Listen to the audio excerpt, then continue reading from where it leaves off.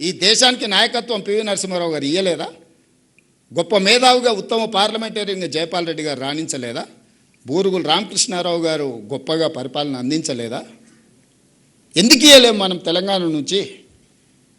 ఈ దేశంలో విద్యను, వైద్యాన్ని, నాయకత్వాన్ని తెలంగాణ నుంచి మనం అందించగలము.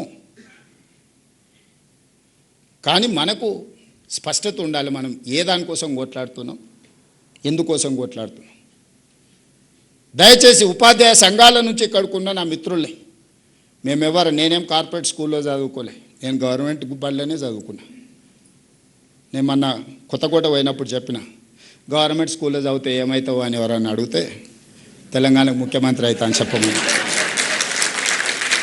అయినా కదా కొండారెడ్డిపల్లి గవర్నమెంట్ స్కూలు, తాండ్రలనో వనపర్తిలనో గవర్నమెంట్ స్కూల్ విద్యార్థి తెలంగాణ రాష్ట్రానికి ముఖ్యమంత్రి అయింది కదా. మీకు గౌరవం తగ్గే పని అయితే ఒక్కటి కూడా చేయలే కదా. చేసినా మీరు ఆశించినంత మేరకు వేళ చేసినా లేదా అంటే భిన్నాభిప్రాయాలు ఉండొచ్చు.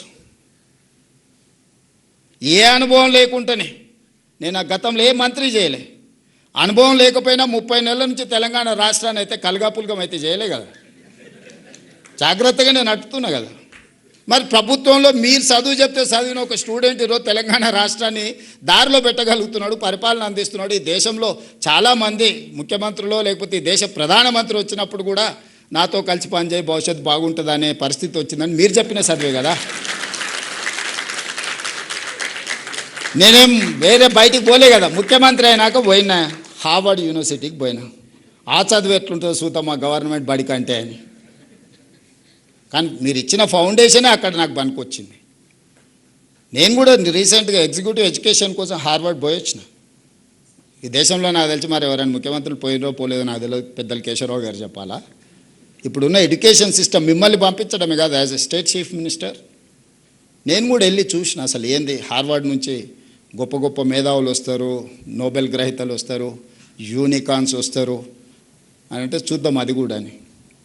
మీరు ఎట్లయితే 5 రోజులు మార్నింగ్ టు ఈవినింగ్ ఉందో same exact morning 9 to evening 7 5 days continuous, ½ an hour lunch break, కంప్లీట్గా కూర్చొని వచ్చిన క్లాస్లో నేను. చూద్దాం చదువు ఎట్లుంటుందో అని. చదువుతో పాటు క్రమశిక్షణను కూడా నేర్పుతుంది క్లాస్ రూమ్. క్రమశిక్షణ లేనోడు జీవితంలో ఎందుకు పనికిరాడు. ఎందుకన్నా పనికొచ్చినా తాత్కాలికమే.